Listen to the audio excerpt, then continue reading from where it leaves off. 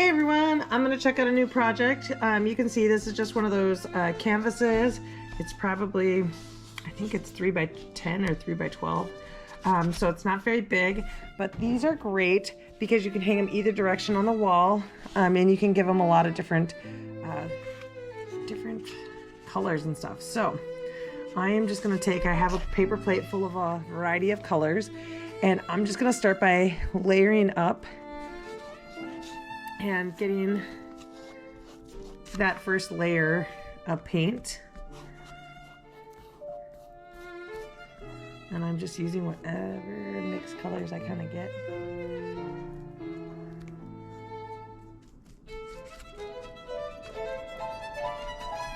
I'm also making sure to get this end. And again, just layering up. Layering up those colors. I like that purple with that light blue. So I'll try to keep it kind of going the same direction. I don't have to hit my camera over.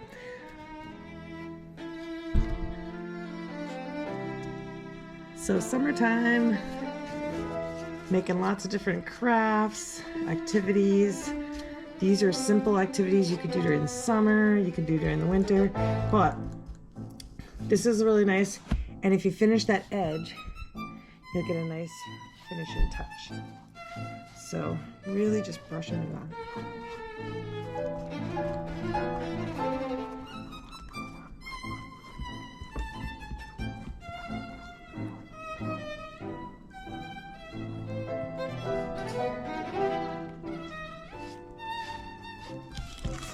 I'm also going to get that top edge.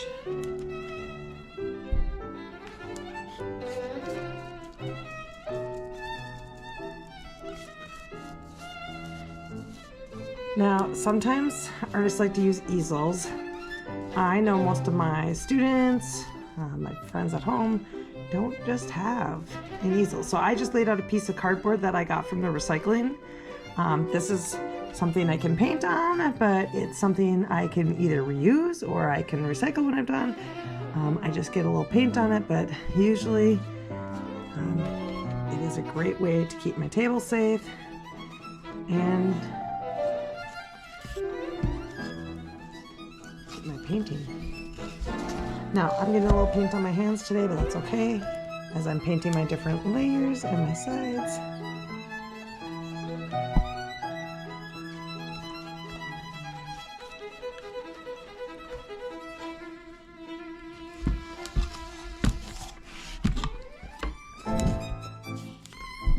So there's my first layer. I'm gonna let that dry a little bit. Oh, I like how it just looks like that. Even something as simple as that, getting that first layer on really helps break what you might do with this canvas. But if you wanted just something really simple for your wall, you really could just do a layer of these dark colors all the way down into that light color. And just give it that nice brush effect. So give it a little bit more layers, just kind of lightly, but making sure to cover up the whole canvas.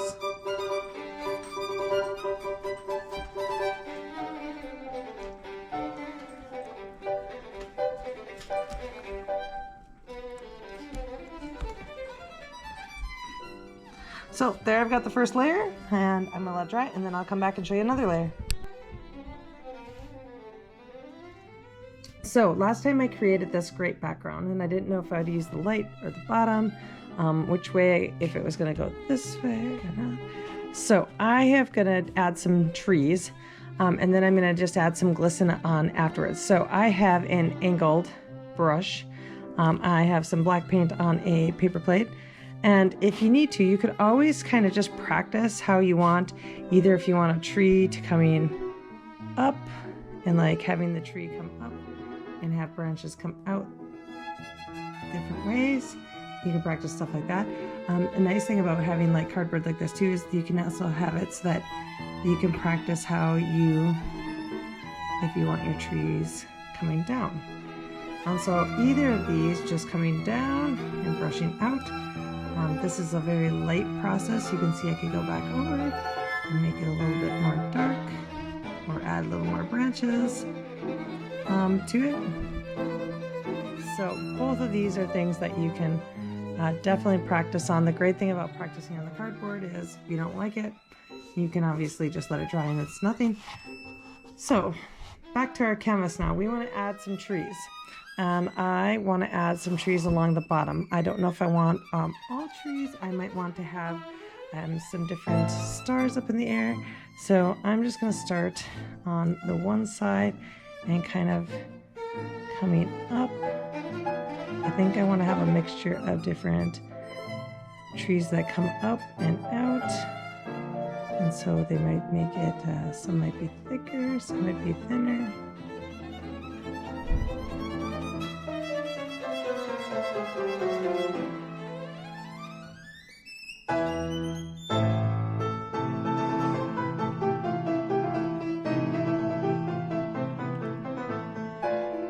This is kind of my first layer of my trees.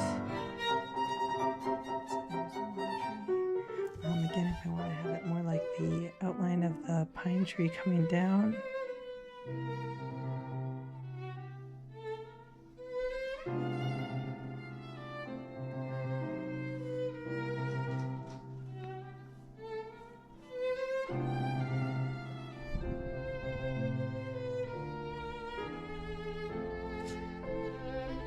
And the angle brush kind of gives you that little bit where you can get those little parts of the branches.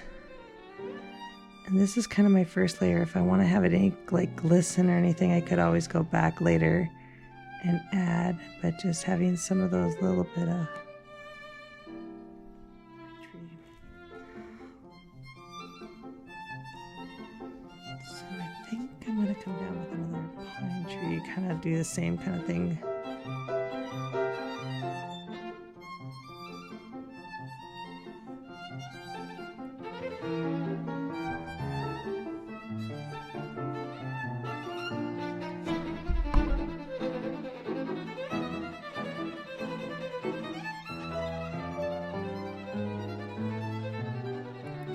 Now sometimes when you think of this, I think of those triangle shapes, and as I'm getting down to the bottom, I kind of get a little more, I get a little more wide. If I need to go back and overlap.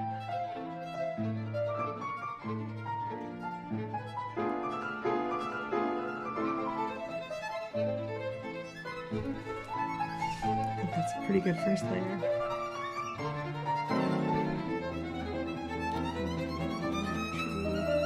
This one is going to have a wide base and just have a couple branches.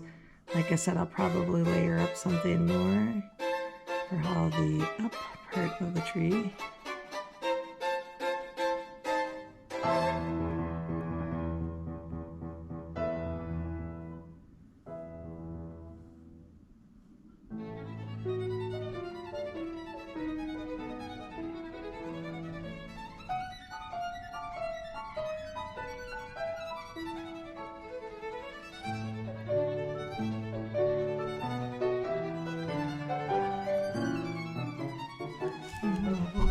I think I'll have 5.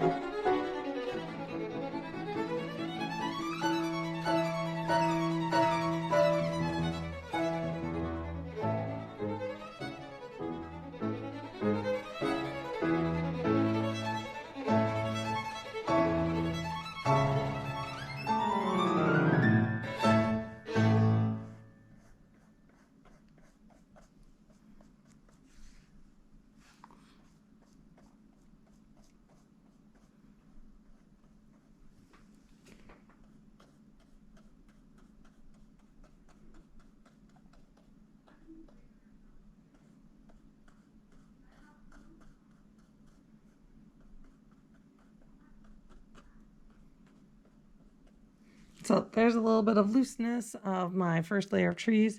If I need to make their base a little darker, I can always just give it a little bit.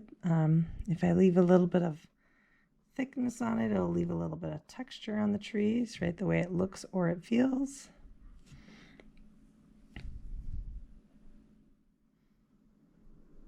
Add a few more branches maybe.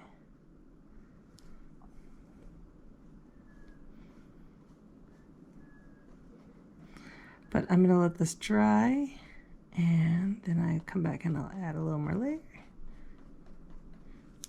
onto my actual trees.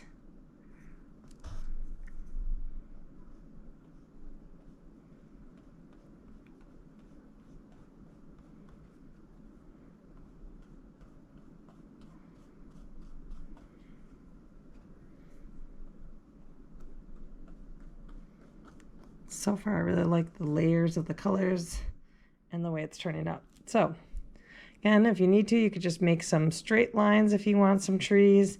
If you want some, this is, like I said, an angled brush, so I can angle it out if I want to come off. If I use more of the tip, I can get thinner branches. But it's kind of a loose fit. If I just need a straight tree for now, I could do a straight tree. If I really just think of it like as triangles, right? Like if I'm doing like that, I could just think of layering triangles down.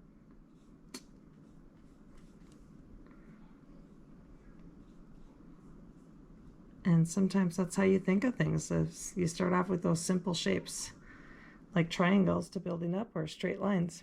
So getting my first foundation of my trees down, I'm going to let them dry, and then I'll come back for the background.